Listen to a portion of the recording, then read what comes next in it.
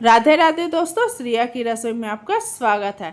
आज श्रिया की रसोई में बन रहे क्रिस्पी, खस्ता, परतदार या लेयरदार आलू प्याज की पैटीज।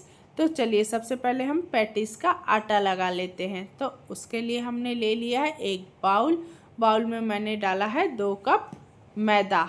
आप चाहें तो आधा मैदा आधा गेहूं का आटा भी ले सकते हैं, पर गेहूं के आटे से उतना क्रिस्पी, खस्ता या लेयरदार पैटीज नहीं बनती है।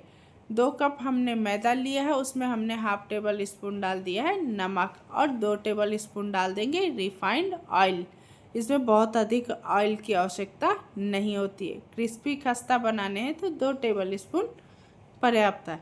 सारी चीज़ों को अच्छे से मिक्स करके थोड़ा थोड़ा पानी डाल के हमको मीडियम सॉफ्ट आटा लगाकर तैयार करना है। आटा बहुत सख्त नहीं लगाना, बहुत सॉफ्ट नहीं लगाना है, मीडियम सॉफ्ट आटा हम लगाकर तैयार कर लेते हैं। और देखिए मसलते हुए बढ़िया अच्छे से हम इसका डो लगा लेते हैं।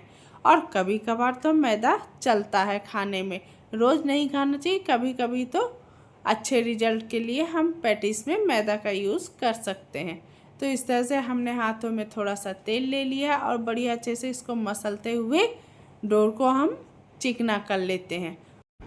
डोर को हमने चेक कर लिया है। डोर हमारा मीडियम सॉफ्ट लगकर तैयार हुआ है, ना बहुत गीला है ना बहुत सख्त है। तो अब डोर को हम रखते हैं ढककर साइड में। अब इसकी हम फिलिंग बना लेते हैं। तो उसके लिए गैस पे मैंने एक पैन चढ़ा दिया है। पैन में मैंने 2 से 3 टेबल स्पून डाल दिया है तेल जैसे ही हमारा गर्म हो जाएगा तो उसमें हम 1 टेबल स्पून जीरा, 1 टेबल स्पून मैंने खड़ी धनिया को कूट कर ले लिया है, हाफ टेबल स्पून सौंफ डाल देंगे। तीनों मसाले हमारे अच्छे से पक जाएंगे तो 2 हरी मिर्च मैंने बारीक काट के डाल दिए। मिर्च आप अपने अनुसार कम ज़्यादा कर सकते हैं, जितना स्पाइसी आप पसंद करते हैं। गैस की फ्लेम को हमने लो रखा था जिससे मसाले जले ना। अब इसमें मैंने 2 बड़ी साइज की प्याज को बारीक काट के डाल दिया। आप चॉप भी कर सकते हैं, हाथों से काट भी सकते हैं। तो चलाते हुए मिक्स करते हुए प्याज को हम हल्का सौटे कर लेते हैं। बहुत अधिक गलाना भी नहीं है, बहुत अधिक जलाना भी नहीं। चलाते हुए प्याज हमारी हल्का सौटे हो चुकी है। तो अब इसमें हम कुछ बहुत कम से बेसिक से मसाले डालेंगे। तो 1/4 टेबल स्पून मैंने डाल दिया है हल्दी पाउडर, हाफ टेबल स्पून गरम मसाला, 1 टेबल स्पून मैंने पाव भाजी मसाला डाला है, जिससे हमारे पैटीज में एकदम चटपटा सा फ्लेवर आएगा। और इसको चटपटा बनाने के लिए मैंने 1 से 1.5 टेबल स्पून डाला है अमचूर पाउडर। अगर आपके पास ये ना हो तो आप चाट मसाला भी डाल सकते हैं या 2 टेबल स्पून नींबू का रस भी डाल सकते हैं, जिससे हमारे पैटीज में अंदर फिलिंग एकदम चटपटी सी बनेगी। तो सारी चीज़ों को अच्छे से डालने के बाद हमने इसमें डाल दिया 1 टेबल स्पून कश्मीरी लाल मिर्च पाउडर और मिक्स करके अब मसाले को भी हम हल्का पका लेंगे। तो गैस की फ्लेम को हमको लो कर देना है, जिससे मसाले हमारे जले बिल्कुल ना। तो चलाते हुए हम 5 मिनट मसालों को पका लेते हैं। 5 मिनट में मसाले हमारे अच्छे से पक चुके हैं। तो इसमें मैंने 4 मीडियम साइज के उबले हुए आलू लिए, जिनको हाथों से मैंने मैश करके डाला है। वज़न में नापेंगे तो ये 250 ग्राम उबले हुए आलू हैं, जिनको मैंने अच्छे से ठंडा करके छील कर ले लिया था। आलूओं को डालने के बाद अब इसमें हम डाल देंगे हाफ टेबल स्पून नमक हमको हिसाब से डालना है, क्योंकि हमने डोर में भी नमक डाला है। सारी चीज़ें डालने के बाद अच्छे से मिक्स कर लेंगे। आप चाहें तो इस स्टेज में बारीक कटी हुई धनिया पत्ती डाल सकते हैं। मेरे यहाँ धनिया पत्ती ख़त्म हो गई थी, इसलिए मैंने नहीं डाली है। 5 मिनट आलूओं की भुनाई करने के बाद इसको हमने प्लेट पे निकाल के कर लेंगे ठंडा। और जब तक हमारे आलू ठंडे हो रहे हैं तब तक हम साटा लगाकर तैयार करते हैं। तो एक कटोरी में मैंने 2 से 2.5 टेबल स्पून डाल दिया था रिफाइंड ऑयल। अब इसमें हम 3 टेबल स्पून डाल देंगे कॉर्नफ्लावर या कॉर्न स्टार्च। सारी चीज़ों को हम अच्छे से मिक्स कर लेंगे। पहले मैंने 2 टेबल स्पून डाला और फिर मिक्स किया, फिर 1 टेबल स्पून मैंने और डाल के अच्छे से मिक्स कर लिया। तो इससे हमारा ये साटा बनकर बिल्कुल परफेक्ट तैयार हो गया है। तो हमारी तैयारियां सारी लगभग हो चुकी हैं। तो अब हम चलते हैं पैटीज बनाने की ओर, क्योंकि हमने साटा भी बना लिया, फिलिंग भी हमारी बन गई है और डोर भी हमारा सेट हो चुका है। तो डोर को हम अच्छे से मसल लेंगे और उसको एकदम लंबा कर लेंगे और चाकू से इसके हम पीसेस कट करेंगे। रोटी जैसे पीसेस हमको कट करने हैं, ना बहुत छोटा ना बहुत बड़ा, मीडियम साइज़ के पीसेस को हमको कट करना है। तो मैंने अपने प्लेटफॉर्म में फैला लिया है एक स्टील का चॉपर। अब इसको हमने कट कर लिया है और बराबर साइज में कट करने के बाद इसके हम पेड़े नुमा शेप बना लेंगे। तो सारे पेड़ों को हमने उसी बाउल में रख दिया है। एक लोई को लिया है, उसमें मैंने सूखा मैदा रैप किया और उसको बढ़िया चारों साइड से बराबर पतला बेलना है।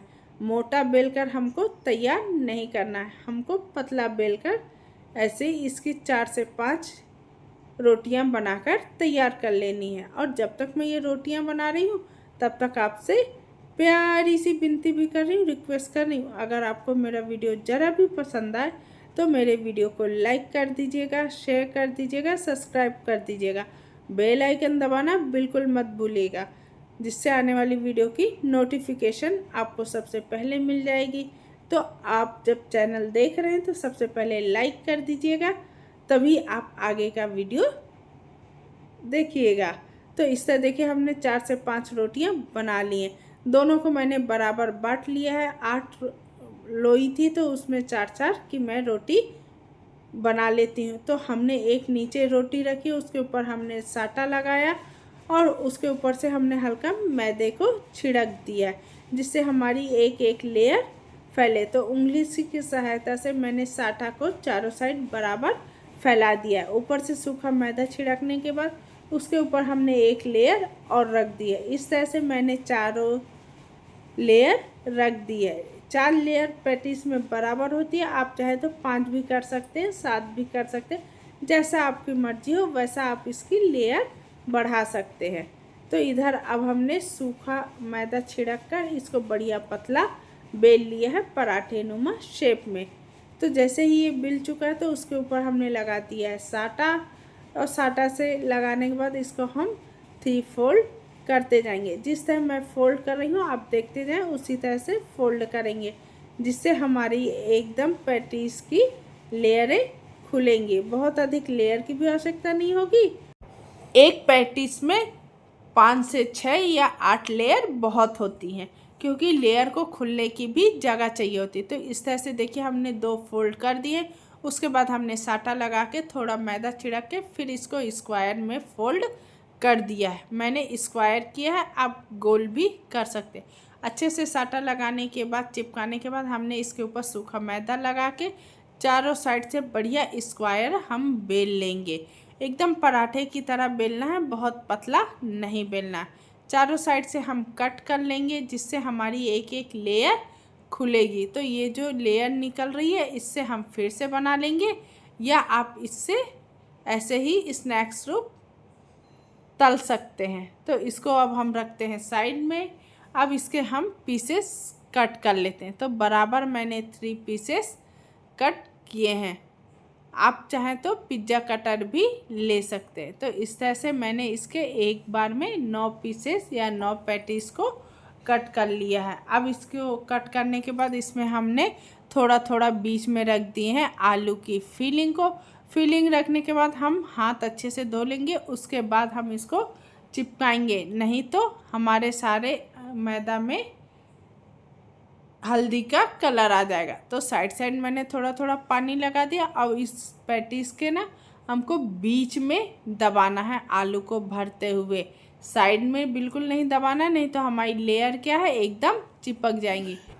इस तरह से हमको बीच में दबाना है, जहाँ हमने बीच में फिलिंग भरी है। कि कॉर्नर नहीं दबाना है, नहीं तो हमारी परतें बिल्कुल नहीं खुलेंगी और लेयर हमारी एक भी नहीं खुलेगी। तो इस तरह देखिए फिलिंग अधिक हो गई तो हमने फिलिंग निकाल के इसको बढ़िया बीचों बीच रख के अच्छे से इसको बीच से हमने इस तरह से दबा देंगे, जिससे उसकी सारी लेयर परतें खुले। अगर आप लेयर को अच्छे से दबा देंगे, चिपका देंगे, तो वो लेयर हमारी नहीं खुलेगी। तो इस तरह से हम सारी पैटीज को बना लेते हैं और इस तरह से हमको दबा के रखना है। तो सारी पैटीज हमारी इसी तरह से बन गई हैं। उनको हमने प्लेट में हल्का मैदा छिड़क के दबाते हुए रख दिया है। इधर गैस में हमने कढ़ाई चढ़ा दी है, उसमें डाल दिया है तेल। तेल हमारा गर्म हो रहा है और हमको मीडियम गर्म तेल चाहिए, हाई गर्म बिल्कुल नहीं चाहिए। तो इस तरह से हमने मीडियम गर्म होते ही हमने डाल दी है पैटीज। हल्की हल्की बबल्स आ रही है, ऐसे ही हमको डालनी है पैटीज जब हम पकाएंगे। अगर आप तेल में फ्राई नहीं करना चाहते तो माइक्रो ओवन में भी बेक कर सकते हैं, तो उससे भी पैटीज में क्या तेल बिल्कुल नहीं जाता, या एयर फ्रायर में भी फ्राई कर सकते हैं। सब में बढ़िया परतें इसकी खुलकर आएंगी। तो ओवन में तो ये झटपट बन जाता है, तेल में भी आप फ्राई कर सकते हैं क्योंकि हर किसी के पास ओवन नहीं होता है। तो इससे देखिए उलटते पुलटते बढ़िया क्रिस्पी गोल्डन ब्राउन हमने पैटीज को कर लिया है और लेयर देखिए कितनी बढ़िया खुलकर आई हैं। तो तेल को हल्का ठंडा कर लेंगे, फिर हम सेकेंड बैच डाल देंगे। एक प्लेट में मैंने टिश्यू पेपर फैलाया था, उसमें सारी पैटीज को हम रख देंगे, जिससे एक्स्ट्रा तेल हमारा टिश्यू पेपर में चला जाएगा।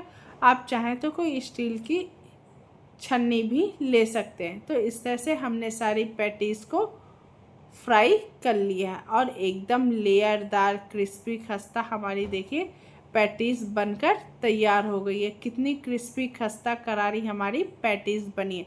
इसको हमने सॉस के साथ सर्व किया क्योंकि पैटीज आलू प्याज की सॉस के साथ बहुत पसंद की जाती है।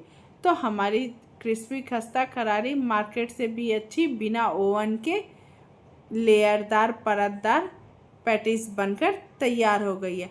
अगर आपको ये पैटीज की रेसिपी ज़रा भी पसंद आती है तो आप वीडियो को लाइक सब्सक्राइब कर दीजिएगा और बेल आइकन दबाना तो बिल्कुल मत भूलिएगा, जिससे आने वाली वीडियो की नोटिफिकेशन आपको सबसे पहले मिल जाएगी।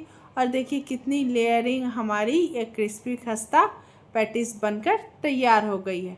पैटीज की वीडियो पसंद आ जाए तो लाइक सब्सक्राइब कर दीजिएगा और कमेंट बॉक्स में लिखना मत भूलिएगा कि आलू प्याज की पैटीज की रेसिपी कैसे लगी। धन्यवाद।